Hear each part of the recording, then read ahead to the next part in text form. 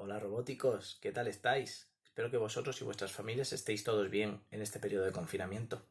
Parece ser que este año ya no nos vemos, pero el año que viene vamos a retomar la actividad con muchas nuevas construcciones y programaciones en Scratch. Veréis qué bien lo vamos a hacer.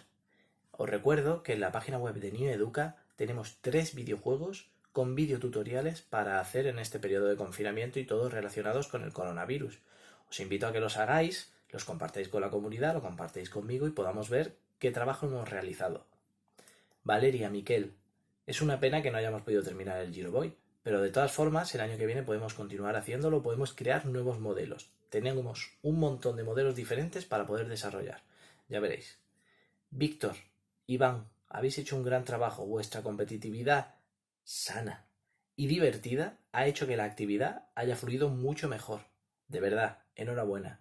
Vuestro interés y vuestras ganas por construir modelos, por competir, por conseguir superarse y divertirse es admirable. Habéis hecho un gran trabajo. Además, no habéis dejado atrás Scratch, lo cual es súper importante también. De verdad, enhorabuena.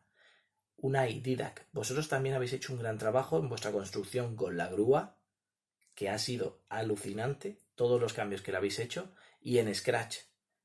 No lo dejéis. Nos vemos el año que viene y vamos a seguir construyendo cosas nuevas y creando nuevos videojuegos y animaciones, de verdad. Espero que nos veamos pronto y un fuerte abrazo.